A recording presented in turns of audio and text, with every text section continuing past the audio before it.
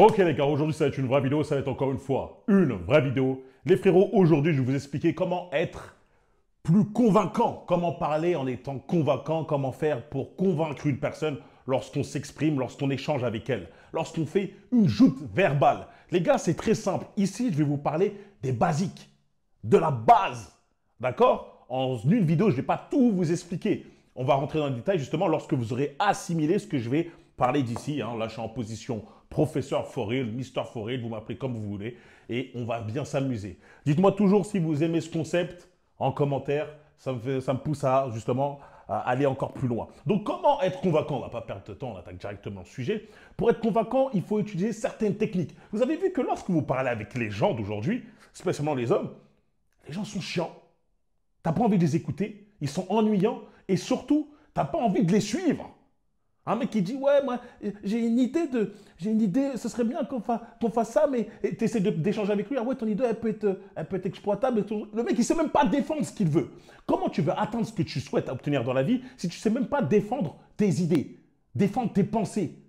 Frérot, c'est impossible. Vous devez de convaincre. C'est comme dans le marketing, lorsque vous parlez avec une femme, vous devez savoir vous vendre. Hein, tu dois savoir lui montrer que quelque part, parmi tous les hommes, tous les bêtas avec qui elle parle au téléphone, toi, justement, tu es à part, tu n'es pas comme eux, tu es l'alpha qu'elle doit choisir.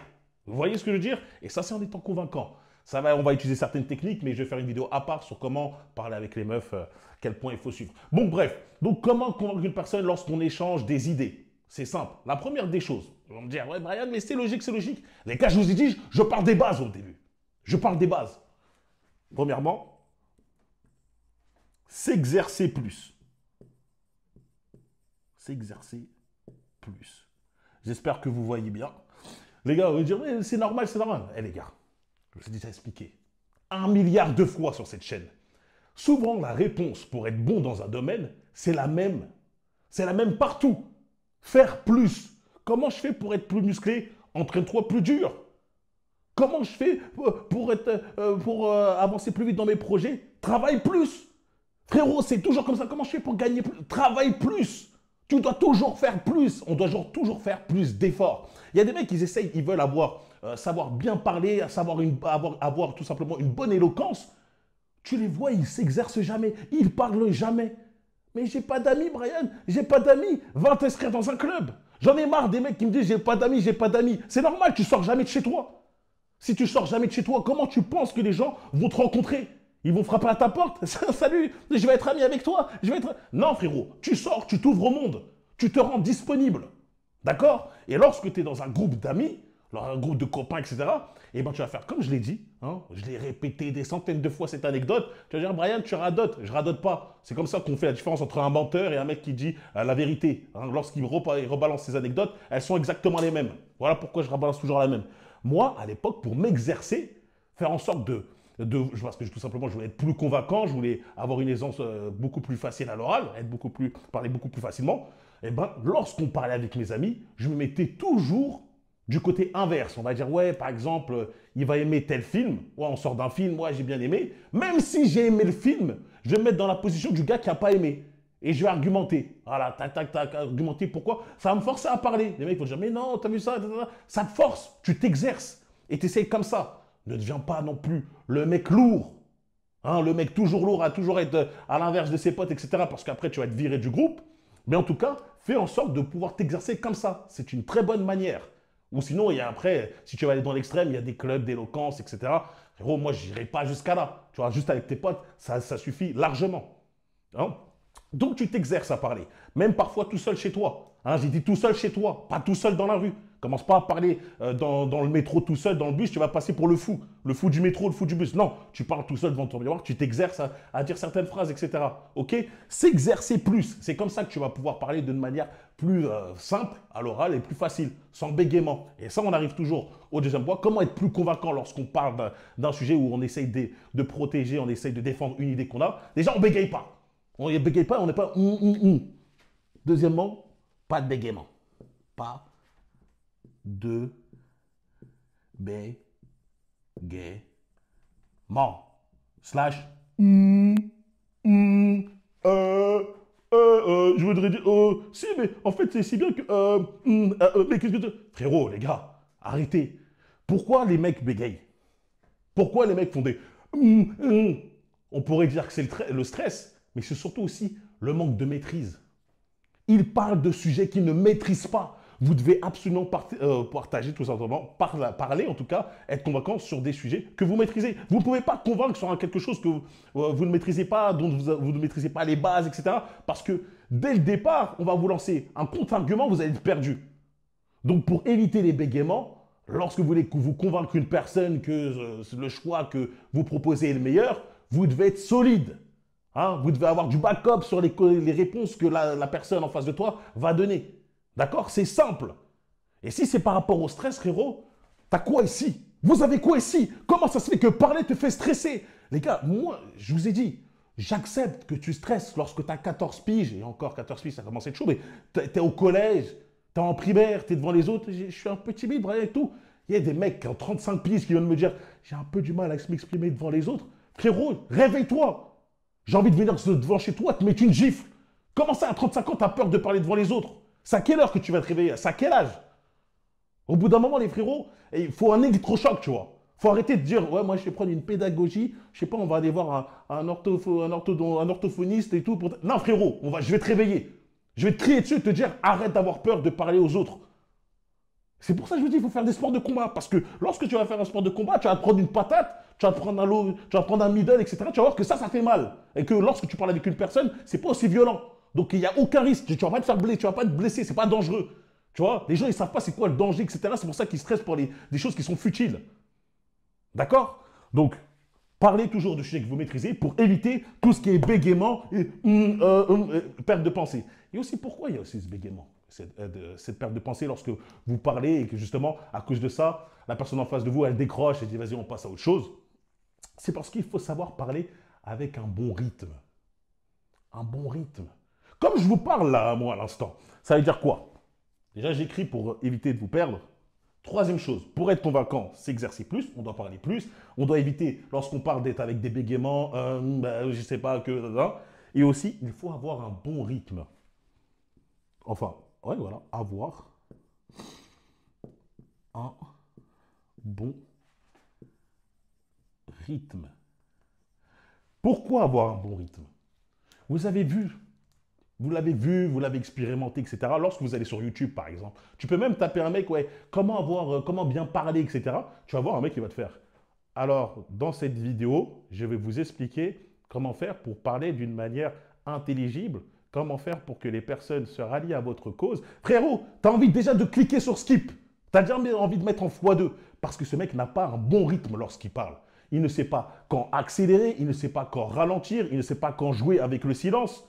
Il ne sait pas en fait faire en sorte que lorsque tu parles, c'est comme si je fais une balade avec vous, tu vois. C'est comme si on fait une balade, on est bien, une balade en voiture, on va dire. On roule, on a un bon rythme, tu vois. Lui, il va te parler, il est tout lent, etc. Tu dis, oui, tu as juste envie de dire, quand est-ce qu'on est arrivé comme ça, tu sors de la voiture et tu pars. En fait, tu dois avoir un bon rythme pour tout simplement faire en sorte de ne pas ennuyer la personne. Tout simplement. Hein? Et ce rythme, il est super simple à adopter. Parce qu'on l'a tous. Lorsqu'on parle avec nos amis, lorsqu'on parle avec nos proches, etc. Lorsque tu parles avec tes parents, lorsque tu parles avec tes potes que tu croises, etc. Tu es comme ça. Salut les gars, qu'est-ce qu'on fait aujourd'hui? Ah ouais? Ok, je vous suis. Non, tu parles normalement, tu as un rythme normal. Il suffit juste de le transposer lorsque tu parles dans une conversation pour défendre une idée, pour être convaincant, etc. Justement, pour ne pas ennuyer la personne. C'est pour ça que c'est simple. Encore une fois, ceux qui n'arrivent pas, ils parlent comme s'ils avaient quelque chose coincé entre les fesses, c'est parce qu'ils sont stressés. Ils sont stressés. Et quand je vous l'ai dit, les gars, c'est bon. Là, moi, pour le stress, j'ai juste la solution, c'est de vous dire, va t'inscrire à un sport de combat, va te prendre une patate, tu vas voir que c'est pas stressant de parler. C'est juste ça, ma solution. OK?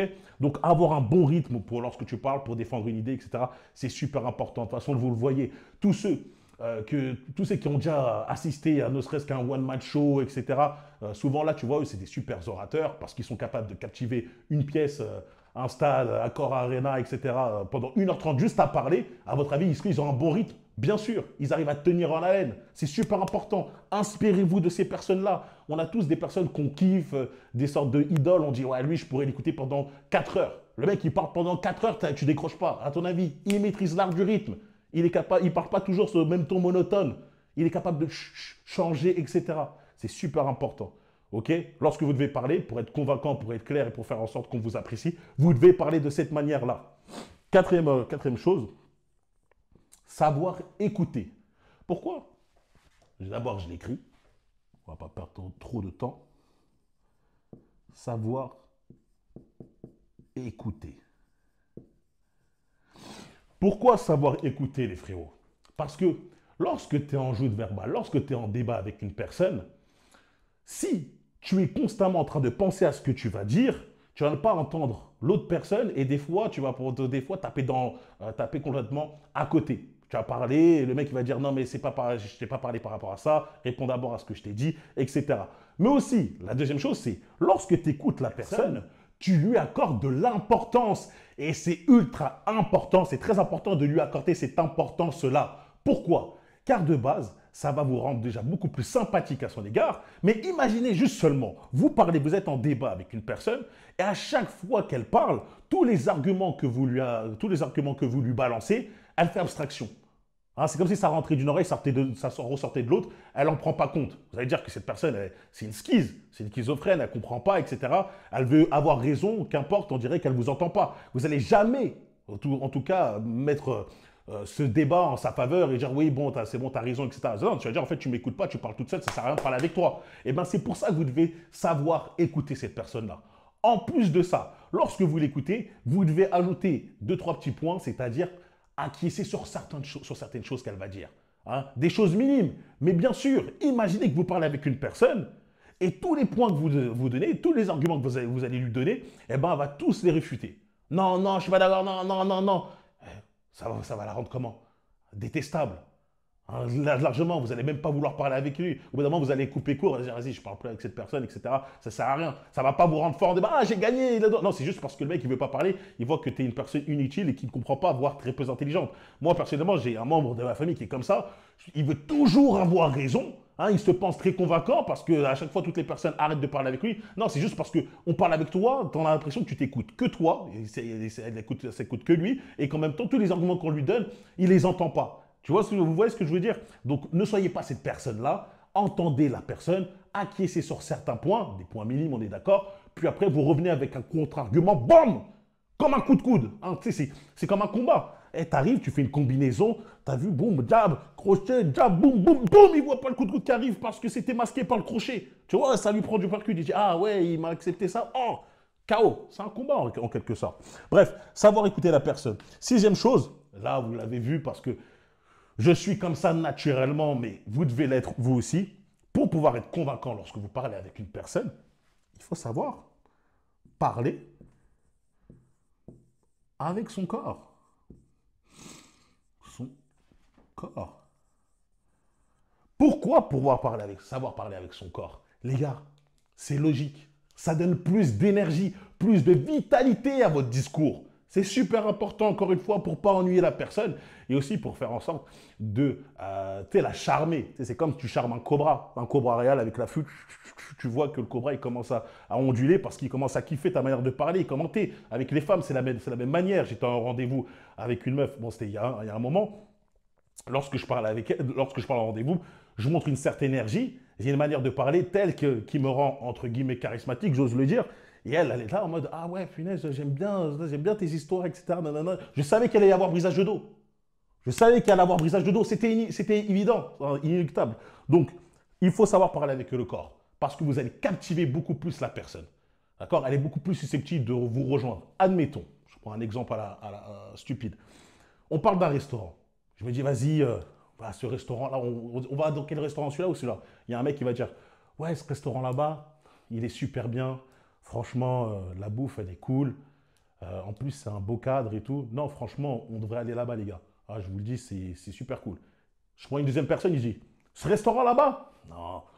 Le steak, il est succulent. Le cadre, vous n'avez jamais vu ça. Vous allez voir, le service, il est incroyable. Boum, la serveuse, elle a un sarpé comme... Non, mais bon, vous voyez ce que je veux dire. Rien que le fait de rajouter quelque chose, ça apporte de la puissance aux arguments qu'il va dire. Donc, vous devez parler en étant des gestes. Maintenant, vous n'êtes pas un clown, vous ne faites pas je ne sais pas quoi. On n'est pas là à faire du brain dance et tout comme ça. Mais vous voyez ce que je veux dire. Lorsque vous parlez de quelque chose, vous apportez toujours un petit geste. Hein. Vous voyez même les présidents, lorsqu'ils parlent, ils sont là, ils font ça, ils te montrent un pouce, je sais pas pourquoi ils sont comme ça. Le pouce, vous l'aurez remarqué, ils sont ça comme. Ils font un pouce comme ça. Bon, dans tous les cas, il y a toujours ce geste. Vous avez besoin d'apporter un geste. Sixième chose pour être convaincant, et ça, encore une fois, normalement, vous devez le comprendre. Je sais que ce n'est pas facile pour la plupart d'entre vous, mais s'enregistrer. Je vais mettre s'enregistrer / s'analyser. Les gars, c'est comme dans tout. Vous voulez être meilleur dans un domaine, vous voulez vous améliorer, surtout au niveau de la parole, il faut savoir, en fait, comprendre, enfin savoir surtout comprendre votre façon de vous exprimer, voir les erreurs récurrentes que vous allez faire et voir comment vous pouvez les améliorer. Vous ne pouvez pas le faire si vous vous enregistrez pas. Moi, je sais que c'est simple de mon côté, étant donné que je fais des vidéos. Je balance des vidéos, etc. Et je regarde mes vidéos. Littéralement. Je sais qu'il y a des mecs qui disent « Moi, quand je fais une vidéo, j'aime pas trop les regarder, ça fait bizarre, etc. » Je vois pas pourquoi ça ferait bizarre. Mais en tout cas, moi, je regarde mes vidéos, j'analyse mes paroles, j'analyse ma façon de parler, je regarde mon discours, je vois où je bug récemment, où je place mes E, est-ce que j'ai des tics de langage, et ce genre de choses. Et j'essaie de les gommer. C'est comme ça que je m'améliore à chaque fois. Vous devez faire exactement la même chose. Les frérots, c'est pas si compliqué que ça. Je sais que malheureusement, ouais, dans votre vie, vous allez dire « Mais Brian, à quelle occasion je peux me filmer, etc. » Franchement, essayez de prendre n'importe lequel. Par exemple, lorsque vous parlez avec votre groupe d'amis sur Internet, là, je sais qu'il y a des trucs Discord, etc. Peut-être que vous pouvez vous enregistrer, tu vois. Soyez un peu imaginatif. Tu vois, moi, je sais que je serais dans votre position, je serais imagé, je me dis, vas-y, dans Discord, vas-y, je pense qu'il y a une manière peut-être d'enregistrer la conversation, je parle et je vois un peu comment ça se passe. D'accord? En tout cas, dans tous les cas, essayez de vous enregistrer, analysez votre discours, pour même parler avec certainement les personnes avec que vous fréquentez le plus souvent, et voyez si vous vous dire, est-ce que j'ai une façon, est-ce que des fois j'ai un tic de langage, est-ce que j'ai un truc, et vous essayez d'éliminer ça. Généralement, on le sait. Hein. Peut-être que c'est inconscient, mais on sait qu'il y a beaucoup de personnes. Par exemple, moi, j'ai vu une vidéo récemment qui passait sur Twitter d'un mec qui disait toujours en fait,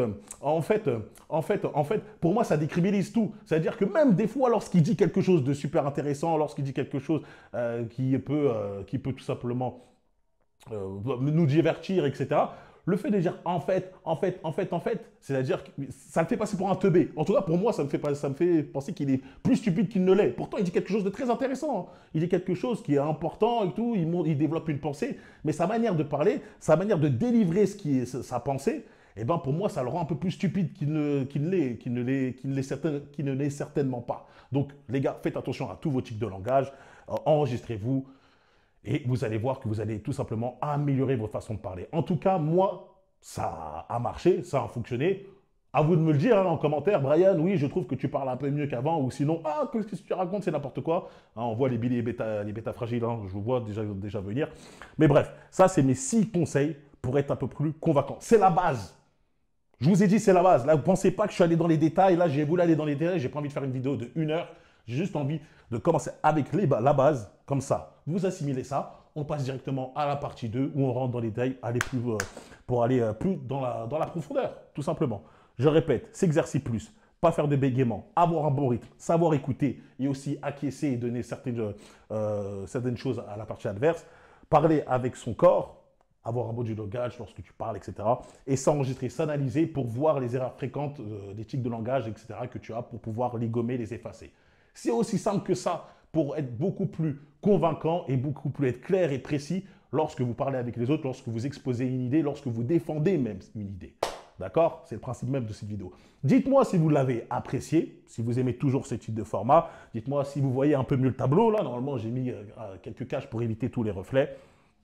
Et on se retrouve très très vite. N'oubliez pas de vous abonner, de liker, de partager, de rejoindre The For Real Place, l'incubateur d'Alpha. Il y a une grosse annonce qui a été faite aussi à l'intérieur. Si tu veux rejoindre un groupe d'hommes motivés pour atteindre le top 1%, c'est là-bas, lien dans la description. Me rejoindre sur Patreon, sur Instagram pour la motivation. Et on se retrouve très très vite les loups. Allez, peace.